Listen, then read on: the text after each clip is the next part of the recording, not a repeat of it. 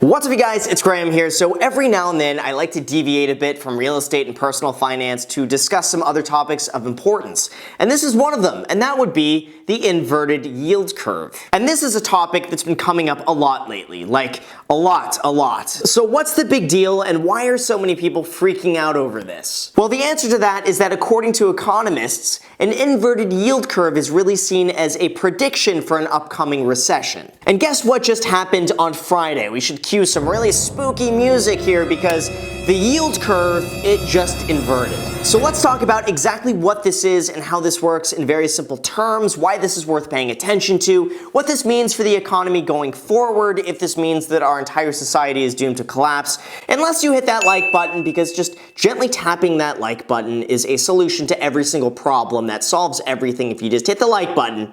Thank you very much, and let's get into the video. Okay, so let's start here. What is the yield curve? And I will do my best to simplify this as best as I can. The yield curve pretty much just graphs the short-term bond returns with the long-term bond returns. And if you're confused with what a bond is, just basically think of it like an IOU that promises you a certain return within a certain time frame. And generally speaking, the longer you lend your money out for, the higher the return you should get. This is because long-term, you aren't really sure where the markets are heading, you're not really sure what policies might be like in 10 years from now, you're not sure what inflation might be like, so in a sense, there's almost more to go wrong. So because of that, you should be compensated a little bit more the longer you invest. And of course, the shorter the term that you invest in, the lower the return you should get, because you're taking on less risk and also because you're not tying up your money for such a long amount of time. However, with that said, right now things are actually quite the opposite. You can actually get a higher return investing in US bonds for 3 months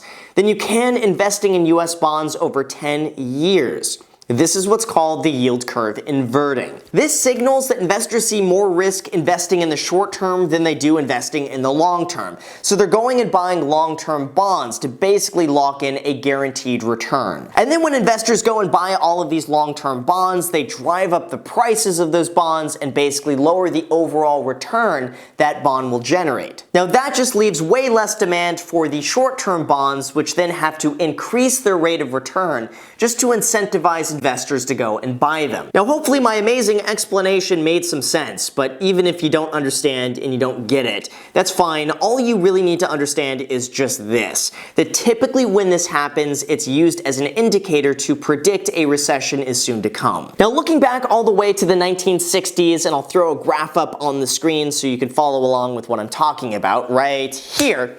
But basically, when the 3-month, 10-year yield inverted for more than 10 days, it took on average of 311 days from there to actually enter a recession. And of course, fun fact of the day, but when you do enter a recession, it will last on average of 17.5 months. Now at this point, I think it's really important that we put all of this into perspective and we look back the last 40 years to see what's happened. In May of 1989, the yield curve inverted, and at that time, the S&P 500 was trading around $300.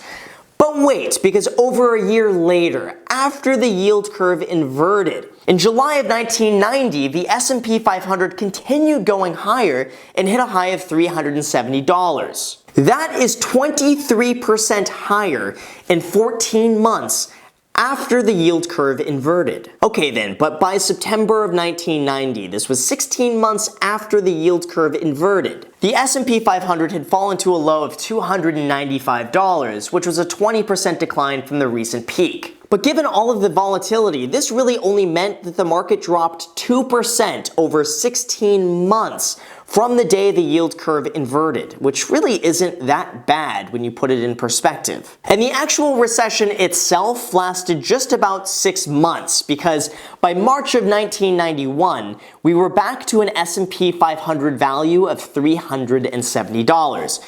Yield curve crisis averted. Then we have the next one in 1998 where the yield curve barely inverted. The S&P 500 at that time drops from $1,133 to $957, which is a 15% decline. But within just 3 months, it regained all of those losses, plus started going up even higher with plenty of profit. Then the next yield curve inversion was in 2000.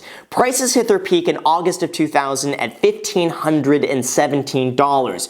Then we saw a 2-year drop all the way down to $815 as the dot-com bubble burst. But the actual recession itself only lasted from March 2001 to November 2001. But then we have February of 2006, where the yield curve inverts again. At that time, the S&P 500 was trading at $1,217. Now, even though the yield curve was inverted, by October of 2007, this was 20 months after the yield curve had inverted, the S&P 500 had risen and was trading for $1,550, which was a 27% increase. Now, of course, it was after this where it dipped to a low of $734 in February of 2009 as the banks collapsed from subprime loans and a multitude of other screw-ups. But by June of 2009, the recession was over and a recovery was already underway. And of course now, like I said, here we are again and the yield curve is inverted. So here's what this means and here's what you should do about it. So basically an inverted yield curve just means that investors are pessimistic about the short-term outlook for the United States economy.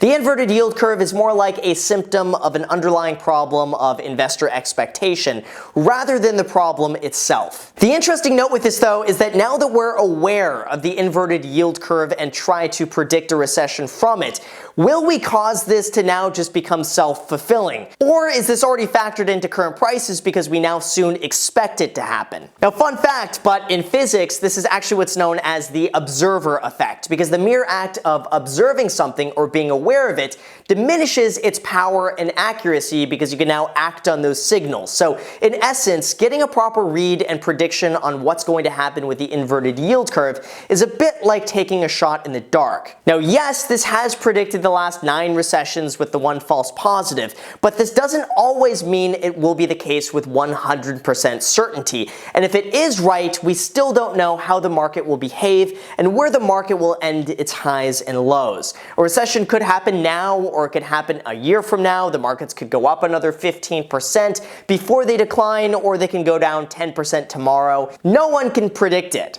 And most of the data that we get is really analyzed after it's already happened, so we can't be completely sure what will happen in the near future to act on it with any sort of reasonable accuracy. And this really leads me to my own thoughts and my own advice, and this is basically how I run my entire life, and it's just basically this.